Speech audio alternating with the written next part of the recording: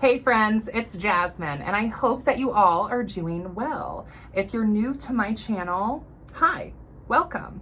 I am a witchy content creator, so if you're into things like spell work, witchcraft, coven life as a witch, definitely check out some of the other videos here on my channel. And if you're a returning subscriber, thank you so much for coming back. Your support means the world to me.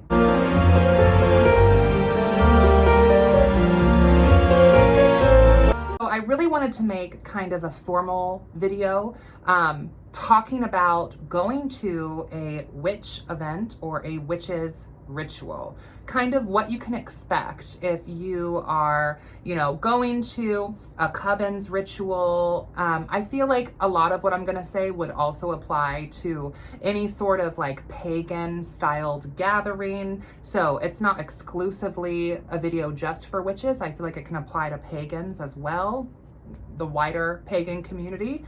And I'm going to be speaking from like my perspective. I am the high priestess of the Solar Court Coven. And so kind of all of my advice is going to be sort of from that narrative. However, everything I'm going to say can likely also be applied to going to any other sort of earth-based or alternative religions open ceremonies.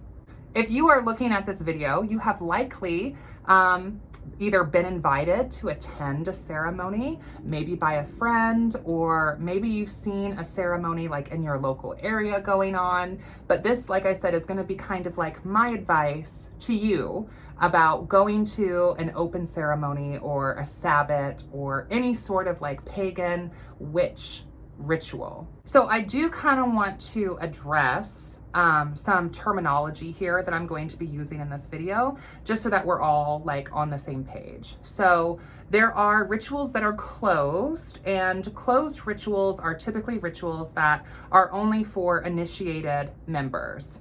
And like I said, I'm going to be speaking mostly from like a covenry perspective and from the perspective of the Solar Court. So hopefully some of this you'll be able to also apply towards other groups as well, but this is just where my background is coming from.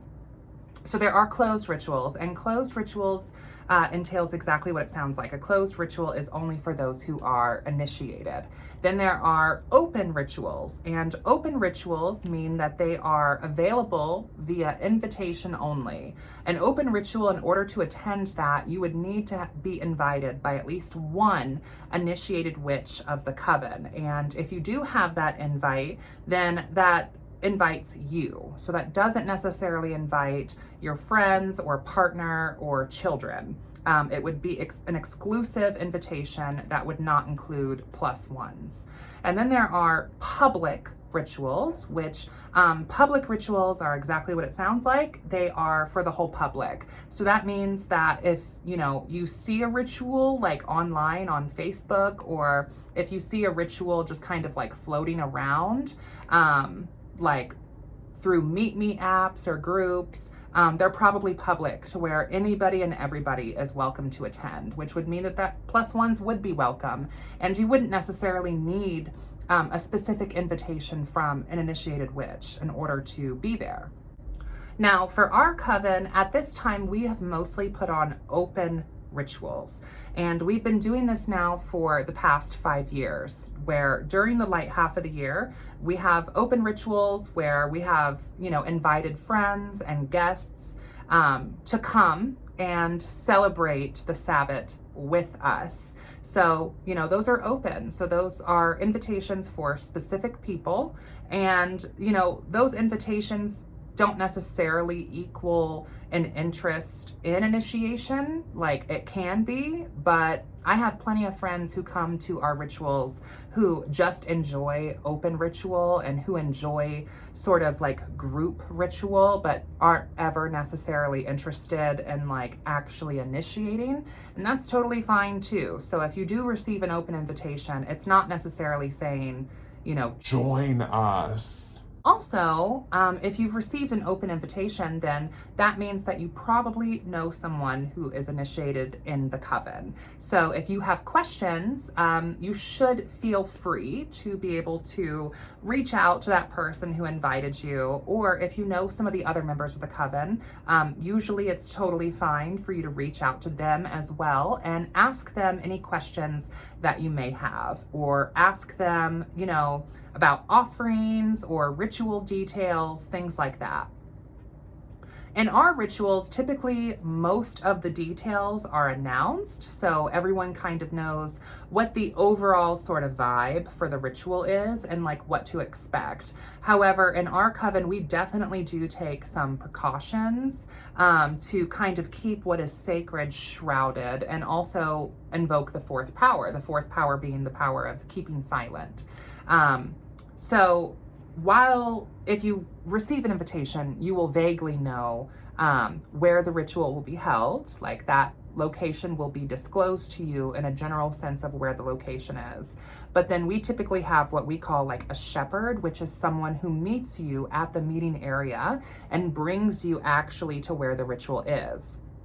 The reason why we do that is to protect our specific ritual location. And that just kind of prevents people from like bamboozling, you know, the ritual that are looking for drama or maybe shouldn't be there or are trying to proselytize, things like that. And, you know, this is also, keep in mind that this is also, you know, we're looking at open rituals here, and a lot of our open rituals are held in public spaces. It is our constitutional right to be able to practice our religion, and we oftentimes meet in like local parks and facilitate ritual in the woods there. Now, while that is in a public space, and there are going to be, you know, people of the public theoretically around who may be able to see what's going on. They might stop, they might stare. Most people just have never seen a witch's ritual before and are just genuinely curious about what is going on. That shepherd would then take you from the meeting place to the ritual site, along with any other, you know, friends or guests that also might be going to the ritual. So you would be looking for sort of that group of people. Like I said, I'm speaking from a solar court background and a covenry sort of perspective. So I'm sure there are other groups that have sort of similar protocols that go on, but that's how we do things. When we are doing an open ritual, like at a park or something like that, that's in a public area, that we want to keep our ritual site sacred and shrouded. Although it is in a public space, there's still ways to kind of maintain that level of fourth power and intimacy. Also, if the ritual is outside, I think this kind of goes without saying, but you should probably dress for the occasion. I know that in our coven, rituals are rain or shine. So 9 times out of 10, regardless of what the weather is doing, whether it's snowing, it's freezing cold, it's raining, even thunderstorming, oftentimes ritual is still going to be going on. And if ritual is canceled, then, you know, everyone should be alerted that ritual is canceled. But like I said, 9 times out of 10, the ritual will still be going on. So make sure that you dress for the occasion. We have done ritual before in like freezing weather, you know, a jacket, hand warmers, a scarf, you know, consider things that you might need to dress for the elements. This style of ritual is definitely not for the faint of heart. And it really can kind of push you sometimes when the elements and the weather is not super cooperative. It does kind of push you. And some of our most powerful rituals that we've had as a coven, and some of the most powerful rituals that I've had not only as the high priestess of the coven, but as a solitary practitioner, is when the weather has been miserable. I can think of a time where we were at a freezing ritual where it was close to freezing temperatures, and raising that cone of power felt so different during that sort of inclement weather than it did when the weather was favorable. So there are definitely benefits to that level of sacrifice, but just keep in mind, as a guest, you should dress for the occasion. And I know that, you know, a lot of us want to wear like pretty dresses or something that's very like stereotypically aesthetically witchy. And I'm not saying not to, but I'm just saying consider what is going on with the elements. And if you're attending one of our rituals, which many of them are held out in the woods, you might want to consider wearing like boots or leggings under that dress if we're going to be, you know, walking off the beaten path, walking off of the trail. Fees aren't something that at this time our group personally has, but I know that there are spaces where they're doing full moon rituals and there is a ceremony fee in order to attend, because maybe you're going to be using some physical items that will be yours to use for the ritual, so the fee kind of covers the cost of materials. That's totally fine. I'm not speaking on that, but for our rituals, when we're having them, a love donation can go a long way. You know, putting the rituals on, planning them, writing the rituals out, getting the supplies for them.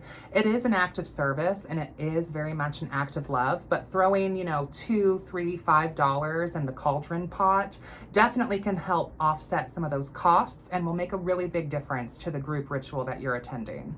I would also look and see too, like if there's going to be food, and I would maybe ask how long the ritual is going to be. Oftentimes for us, our rituals are an hour and a half, sometimes 2 hours long, and that's not including kind of the mixer or like the meet and greet time. So you might want to consider that and sort of factor that into your day, as a, you know, with your schedule and things like that, and see if attending the ritual is going to be feasible. Like, when is ritual expected to start? When is ritual expected to end? So that way you're not, you know, entering or leaving before the ritual is over. For a lot of groups, that can kind of be seen as like disrespectful. So that's just something to keep in mind. Offerings are another talking point. A lot of times at witches rituals or pagan rituals, there may be, you know, different deities or spirits that are invoked and offerings are made. And so whoever is facilitating the ritual in like the detail area should clearly define like what are appropriate offerings. In general, water is a pretty safe offering for just about any season, reason, spirit, what have you. Whether it be the mighty dead, spirits of the land, deities, whatever, like water is always a safe bet. And also it's not a bad idea to pack a water bottle or two with you in general when you're attending these rituals. And then also, like if there's gonna be a pitch-in, you know, you might want to prepare a food dish along with your offering to bring to the ritual as well. That's something that you would want to check with the people who are facilitating the ritual. Keep in mind that when you are a guest going to an open ritual, it's kind of like you're being invited into somebody's home. So how I kind of speak about Covenry is there's this big neighborhood, right, of the craft. And there's lots of people who live in this community. And there are houses in this community, and those houses I kind of consider to be like traditions or covens. And in order to have a key to go into that house, you normally get that through the process of initiation. And if you are a non-initiated member attending something open, then you're being kind of given access without a key. And so you're coming into someone's spiritual home. So it's important to just be mindful of that and respectful of that, just like you would be if you were going into someone's home in a physical, literal way. Their home may be decorated differently than, you know, what is your taste. Their home might look differently, you know. An open ritual from ritual to ritual could very well look very differently. But I think that you can kind of take what you like and leave what you don't. And I have been to multiple other groups' open rituals. And to me, I always find it, one, very enriching anytime I'm able to do group ritual with other people. And two, I also find it enriching to see how other people observe and practice, you know, their faith. And to be included in that, to me, is something that I definitely don't take for granted. And even if there's aspects of the ritual that don't necessarily resonate with me, I then get to think about why that didn't resonate with me and what that means for me personally and my spiritual practice. Because even amongst witches or even amongst pagans, from ritual to ritual, from coven to coven or tradition to tradition, the way things are done or what things are called very well might look very different. Another thing to mention, and this is something that is very much true with our rituals, but could also very well be true with other groups' open rituals. Remember that word I used, open, in the sense that it's invitation only. Our rituals are typically 21 and over. Oftentimes we do have alcoholic beverages at the ritual for ceremonial purposes. And also for revelry, of course, after the ritual. And so, someone who's not 21 years old, it really wouldn't necessarily be appropriate for them to attend the ritual. And also, especially if they're under 18, that can put the entire coven sort of in a place of jeopardy, because then there's like people's parents involved. And so if you are a minor, if you are under 18, I'm not saying not to seek out witchcraft or covenry, but I am saying that, you do need to do so with the permission of your parents. And we don't want to be putting any groups necessarily at risk. And so for our coven, it's typically 21 and over, but absolutely always 18 and over. So consider that as well. If you are a parent with children, I would definitely ask the ritual facilitator about children and like if this is going to be a kid-friendly event or not. For witches' ceremonies and rituals, in my experience, oftentimes it's very much an adult-centered event, but there are definitely like pagan, neo-pagan events that, bringing your kids to is not an issue at all. So that's something that I would definitely check in with the facilitator about. Another thing that I would consider is photographs. At some rituals, taking pictures or videos of the ritual itself or of members attending the ritual, whether they be initiated or not, is not permitted. And so it would be the polite thing to do to like ask someone, hey, are we allowed to film any of this? Are we allowed to take any pictures of any of this? Because sometimes not everyone who is at something open is really like out in public as a witch. And so it might not be something that you intend to cause harm, but it could theoretically out somebody or put somebody at risk. Taking pictures or videos also of the sacred altar space may be seen as disrespectful. For our rituals, it's very much something that like is a circumstantial sort of thing. And it's definitely something that I would recommend talking with the leadership of the ritual about. If you're going to be bringing offerings, a pitch-in item, or anything to get blessed or decorate the altar with, if you're bringing like a camp chair or maybe you're bringing like a blanket to sit on, it might not be a bad idea to just pack things up in a backpack, especially if there's going to be a little bit of a hike or a walk to get to the ritual site. Of course, also, when we have our open rituals in public spaces, people sometimes who are new to our rituals or just doing ritual in the public or doing the witch thing in the public space in general, sometimes kind of get a little bit almost like stage fright, right? Or they get like a little bit freaked out, and that's totally fine. I wouldn't even say that like that's out of, the norm. I think that a lot of people sometimes feel a little bit weird doing ritual or performing of any kind in front of other people. And so if you are nervous about the ritual, I guarantee that there are other people attending the ritual as well who are also kind of nervous. And if you're worried about what other people at the ritual might think, I wouldn't. Like, I'm sure that there's other people thinking the same thing. Like, oh gosh, what if I mess up like this invocation? Or how am I going to know like what to do? There's going to be other people thinking and feeling the same thing as well. And a lot of times at ritual, what is going to be done is kind of gone over before the ritual actually starts. If you're nervous about other people seeing you do ritual in terms of like, let's say we're doing ritual at like a state park or something and there's people walking on the trails, they might stare. Yeah, they might look over at you or us. They might stare, especially if there's witches in, you know, ceremonial garb as well. If they're wearing robes and crowns or carrying staves or things like that. Yeah, people are probably gonna stare.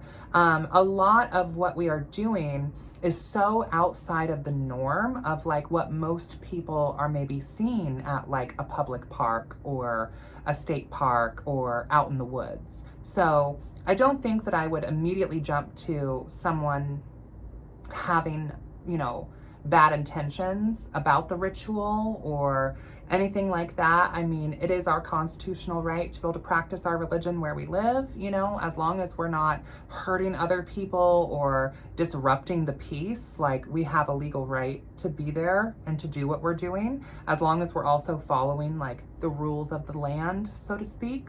If there ever is a situation where someone tries to come in and proselytize to the group, there should be some sort of like policy that the group or coven already kind of has in place to first make sure everyone's safety is being protected. And so if you are at an open ritual and someone comes up and proselytizes, I would recommend just kind of, you know, remaining silent and remaining as calm as possible. And there should be someone from who's facilitating the ritual who should be able to, you know, try to take care of that situation. And in my opinion, the goal would be to de-escalate the situation and get that person away from the ritual site so that way the ritual can continue to go on. You know, this would be something that's like very circumstantial, so it would depend from like case to case. I would definitely not try to provoke the person proselytizing. I would just be respectful. You know, you can say no thank you and just continue on with the ritual. I think my last bit of advice would be, if you're attending like a witch's ritual, like there might be some information that will just not be privy to you until you get to the ritual. And I know, especially for those of us who, you know, suffer from anxiety or just general nerves or social anxiety, like that can be really freaky to think like you don't exactly know what you're walking into. But that's very much the reality of a lot of open rituals. And it's not necessarily to like put you on edge on purpose, but it's just to kind of protect the mysteries and it's to protect the tradition. So you're always free to ask questions and don't feel like you can't. And they're really, it's not about asking like stupid questions, right? Like, me personally, I might send you like a video link or something to a video that I've made or a website or something that might be able to answer your question in even more depth than I'm able to right there in the moment. And you're free to always ask any questions that you may have. And if I'm not able to answer those questions because it's like a fourth power related thing, then I would just say that. It's not about necessarily like gatekeeping or keeping information or details from you. It's about just kind of like maintaining that fourth power and keeping what is sacred shrouded. I really hope that you have enjoyed this video about general advice on attending an open witches or pagan gathering or ritual. If you have like additional insight or other sort of tips for someone attending a ritual, please comment those down below. I'm sure there's some that I've missed or overlooked or haven't thought of. So definitely comment those down below. I would love to hear what your thoughts are. Thank you guys so much for watching. I really appreciate all the love and all the support. Be sure to check out all of my links down below in the description. And until next time, blessed be.